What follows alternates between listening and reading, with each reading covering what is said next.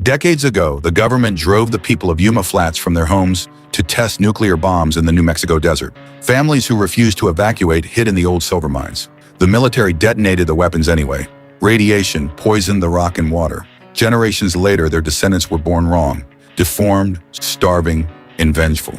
The government buried the town. The survivors crawled into the hills. Now they feed on anyone who passes through. A Geiger counter screams in the desert. 3 scientists in radiation suits scan the rocks. A bloodied man stumbles from nowhere, begging for help. Before they can react, a pickaxe punches through the lead scientist's mask and out his forehead. The others run. Shadows move fast between the boulders. Bodies fall. The jeep drags their corpses into the dust. At a lonely gas station, the old attendant empties a leather bag into his table. Gold teeth clatter beside a severed ear. He knows what the hills take. He knows what they give back. An Airstream trailer pulls up. Big Bob steps out, impatient and loud. His wife Ethel sits beside him, bracing for another one of his famous shortcuts. Their teenage daughter Brenda dozes in the back while Bobby plugs into his iPod. Following them is Lynn, Bob's eldest daughter, her husband Doug, and their infant Catherine. Doug is the odd man out, a city-born executive. He's useless in the desert.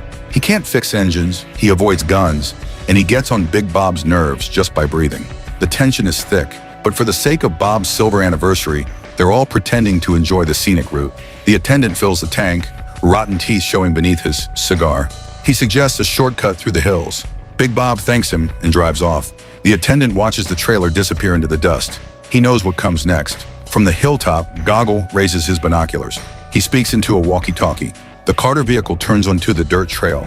Metal spikes erupt from the ground. Tires explode. The SUV screams off the road and smashes into the rocks. The dust settles. Lynn runs to the trailer, calling for Doug and Bobby. The axle is shattered. The frame is twisted. No cell service. The radio is dead. Big Bob refuses to admit defeat.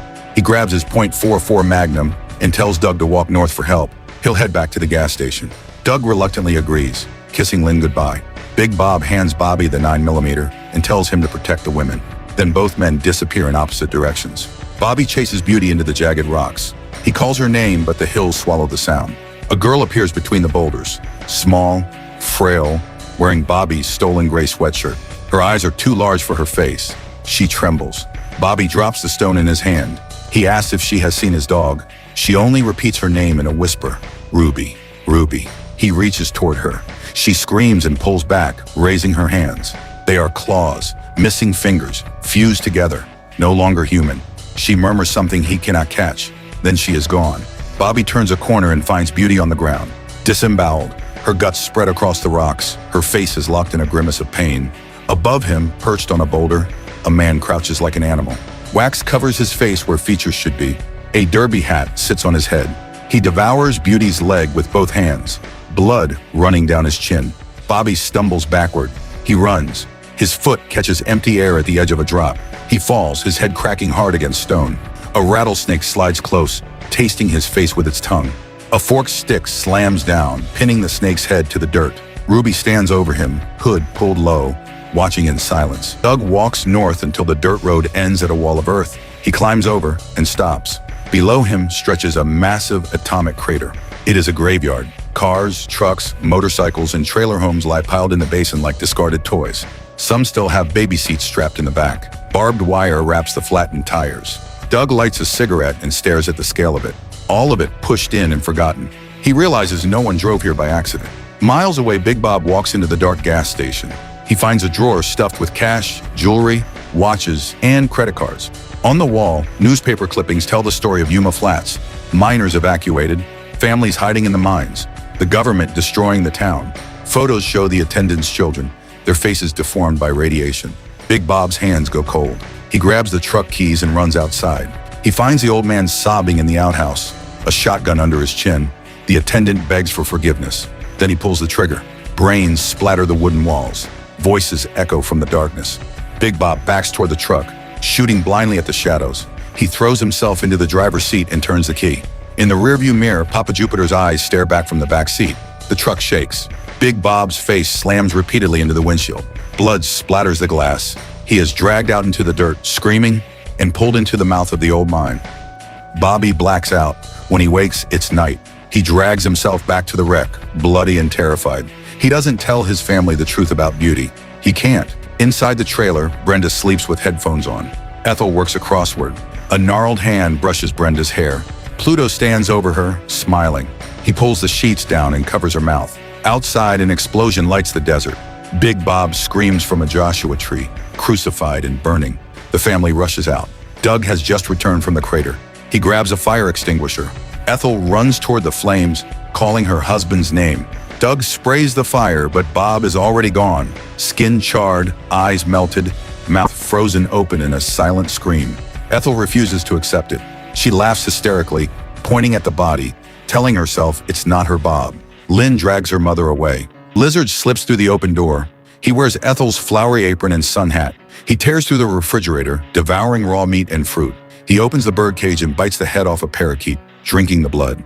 Brenda watches, bound and gagged. Lizard shoves Pluto aside and grabs Brenda by the feet.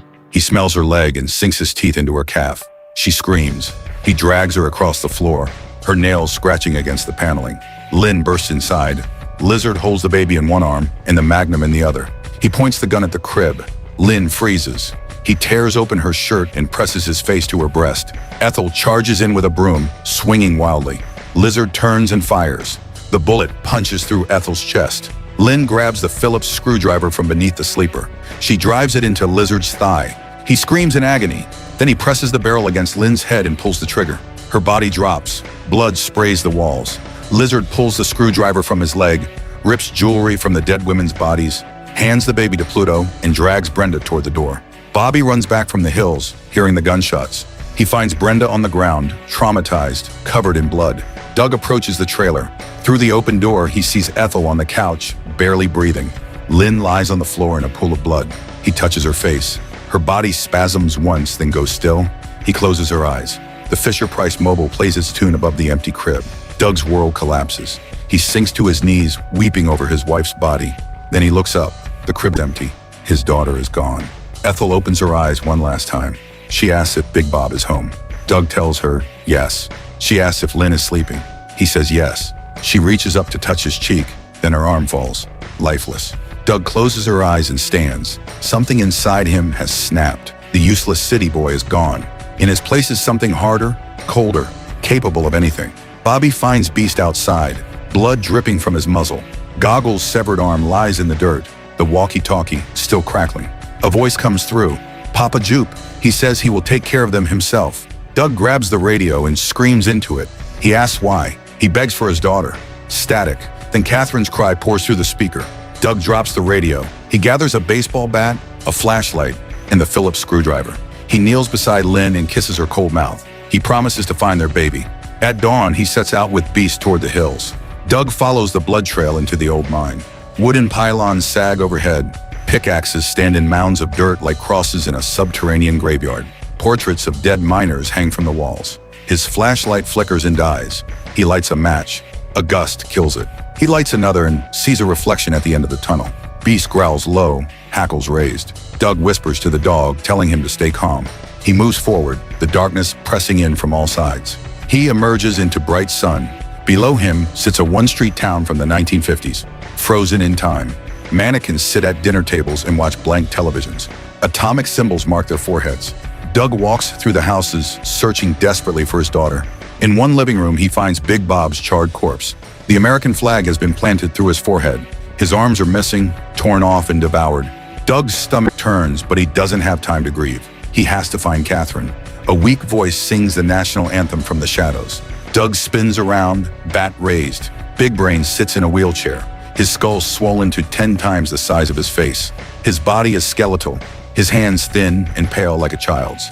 He tells Doug the government destroyed their homes, poisoned the mines, sterilized his father. "You made us what we've become," he wheezes. "You thought no one would see anything in the desert, but the hills never forget." Then he laughs, a high-pitched sound that echoes through the empty house. It's breakfast time. Pluto pulverizes the door with an axe. He charges like a wild animal, destroying everything in his path. Doug throws mannequins at him, but the giant chops through them like kindling. The axe splits the baseball bat. Doug stabs the splintered wood into Pluto's stomach. Pluto pulls it out and beats Doug with it, sending him across the room. He throws Doug through a wall. The axe comes down and severs 2 of Doug's fingers. He screams in agony.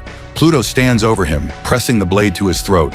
laughing at his helplessness. Doug sobs like a terrified child, begging for his life. Pluto turns to Big Brain, mocking his victim. They both laugh. Then Doug stops crying. It was a trick. In one swift motion, he slams the Phillips screwdriver through Pluto's foot, nailing him to the floor. Pluto howls in pain. Doug rips the American flag from Big Bob's skull and drives it through Pluto's neck. The staff tears through the front of his throat. Pluto staggers, dropping the axe. Doug grabs it and buries it in Pluto's skull. The giant crashes to the ground, his asymmetrical eyes frozen wide. Doug steps over the body and tears off a piece of Pluto's shirt to wrap his bleeding hand. He picks up his shattered glasses and puts them back on. He is no longer the man who left that trailer. He is something else entirely. Outside, Sis drags a half-eaten corpse down the alley, a shotgun in his grip. Doug hides behind a parked car. Beast whines from inside a rusted vehicle, desperate to get out. Sis passes. Doug swings the axe into his knee, severing half the leg. Sis screams and falls. Doug pulls the axe free and buries it in his back. He steps on Sis' chest and pushes until the spine cracks. Then he pries the shotgun from the dead man's hands and moves toward Big Brain's house. From the window, Big Brain watches. He lifts a hidden walkie-talkie. "Lizard," he rasps. "Kill the baby." Beast forces his way through the car's rusted floor and bursts through the door. The dog tears through the house and leaps at Big Brain, jaws locking around his throat. Big Brain thrashes in his wheelchair, but Beast shakes him like a rag doll until the body goes limp. Silence returns. In the kitchen of the last house, Lizard enters gripping a machete. The wound Lynn gave him still bleeds through his bandage. Ruby stands in his path, the baby wrapped in a blanket behind her. Lizard lifts the blade, telling her to move. Ruby refuses. Lizard screams at her. Ruby runs. Lizard pulls the blanket off the table. A piglet squirms free and bolts across the floor. Ruby swapped the baby before he entered the room. Lizard screams her name and gives chase. Ruby flees into the hills, clutching Catherine tight. The path ends at a cliff edge. She tries to climb, but Lizard grabs her ankle and pulls her down. Doug arrives at the cliff's edge, screaming his daughter's name. He slams a shotgun butt into Lizard's face again and again, driving him away from Ruby and the baby. Lizard stumbles back, blood pouring from his nose. Doug loads and fires. The blast punches through Lizard's chest. He reloads. The second shot tears through Lizard's throat. The third knocks him into the dirt. Doug walks over and stares down at the body. Lizard is still. Ruby extends the baby. Doug drops the gun and takes Catherine in his arms, weeping into her blanket. He kisses her face, telling her it's over. Lizard rises behind them, shotgun raised. Ruby sees him. She lunges. The barrel fires as she tackles Lizard over the edge. They fall 100 feet, bodies breaking on the rocks below. Ruby has sacrificed herself to save the baby who was never her enemy. Back at the trailer, Bobby and Brenda rig a trap. They plant wooden stakes in a circle and stretch fishing line between them, rigging Catherine's toy shaker as an alarm. Brenda opens the propane valves. They crawl out the back window and hide behind a rock. Papa Jupiter emerges from the darkness. He moves toward the trailer, smiling through his blood-soaked beard. He opens the door. The matches strike. The trailer erupts in a fireball. Metal and flame climb into the sky. Jupiter's body is thrown, impaled on a jagged sheet of siding. He hangs there, skin charred raw, blood bubbling from his mouth, still breathing. Bobby watches him twitch, but doesn't finish the job. He walks away with his sister, leaving the monster to suffer in the fire. Doug walks toward them through the smoke, holding the baby. Beast limps at his side, battered but alive. They gather in the desert, wounded, grieving, but together. Brenda takes Catherine in her arms and weeps. Doug collapses onto his knees, staring at the burning trailer. He has become something he never wanted to be, a killer, but he has also become a father who didn't give up. If you loved our work, please subscribe to the channel because you know we are going to upload every single day and much better content